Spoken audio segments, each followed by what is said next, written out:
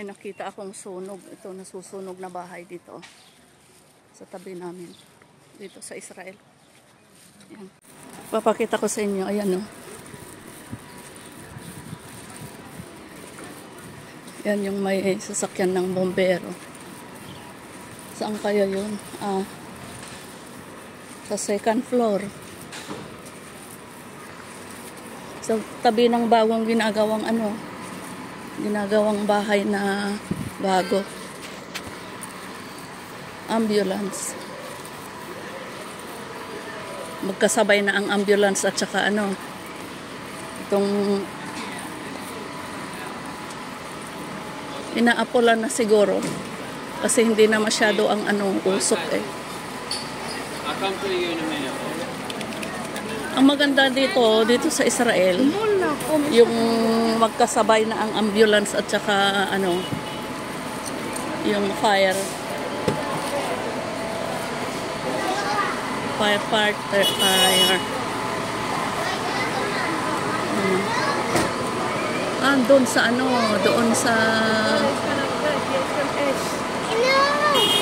doon sa second floor.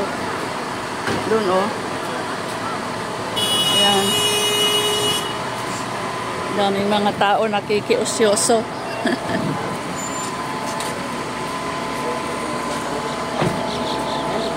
Wala naman sigurong ano kayang dahilan ng pagkasunog nito.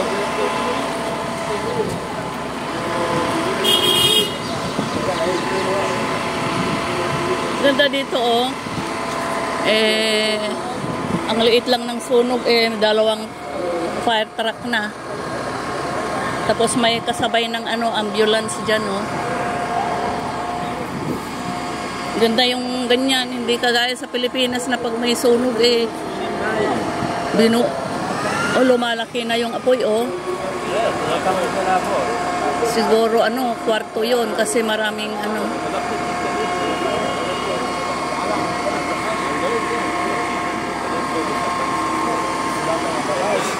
Ayan.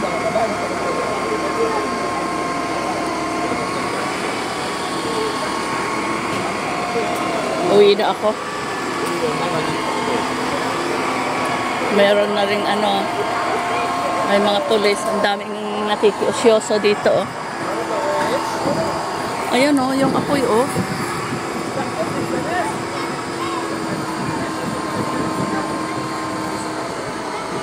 Lumalaki na yung apoy.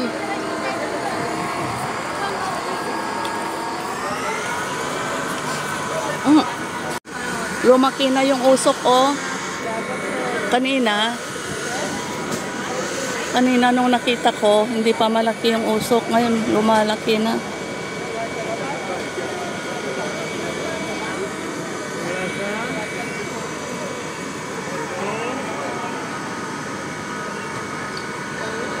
Ayan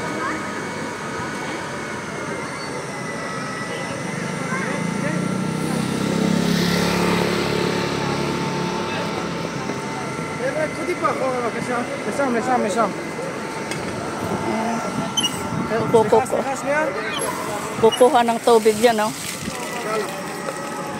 Ayan, in-open niya yung pagkukuhanan niya ng tubig.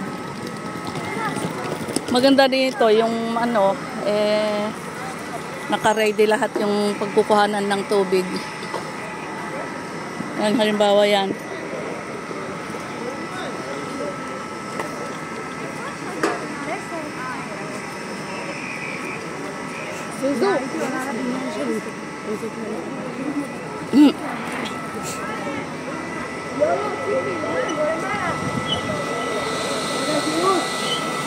Hindi pa pala kanina hindi pa nila nilagyan ng dinadaanan ng sasakyan nung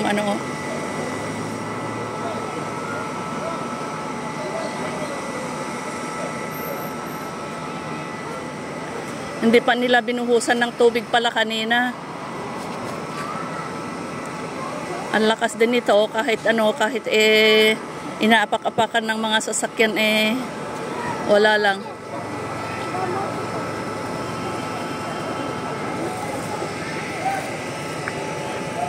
Kumunti na yung yung apoy dito sa banda rito, kaya lang marami namang usok doon sa banda roon sa likod.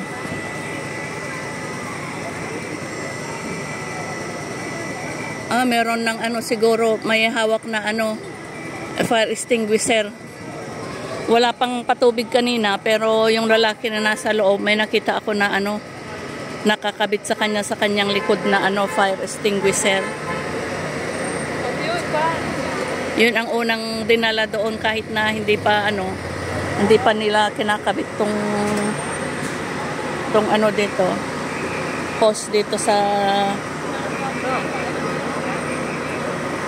meron ng nakarating na doon yung tubig.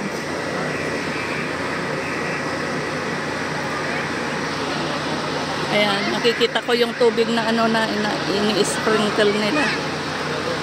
Ayan yung puti doon. Ayan, di ba?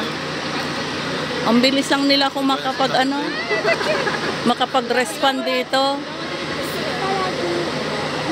Alam nyo ba yung ganito dito sa Israel? Hindi magkakalayo yan. Halos nakaano yan sa kalsada. Halos magkakalapit yan, hindi magkakalayo. Ayan, kaya kapag may sunog talagang maaapula ka agad. Ayan. Ganda nung bata,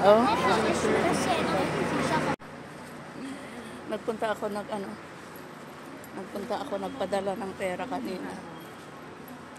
Nadaanan ko lang 'yon. Nadaanan ko lang yung sunog na 'yan. Kapitbahay lang namin. Dito na yung bahay namin, Kapitbahay lang namin yung nasunugan doon.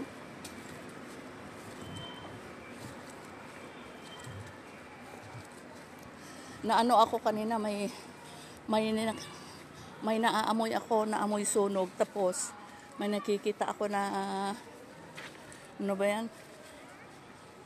Na smoke. Ano nga ba ang smoke? Nakalimutan ko na. Alam niyo ba?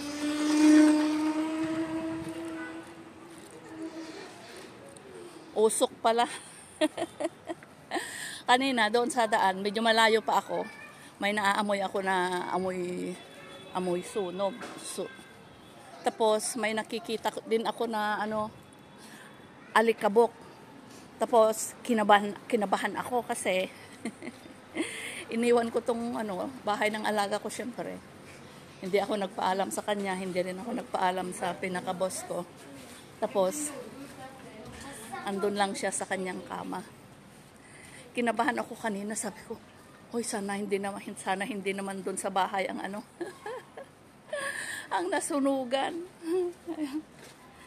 Hirap mangangamuhan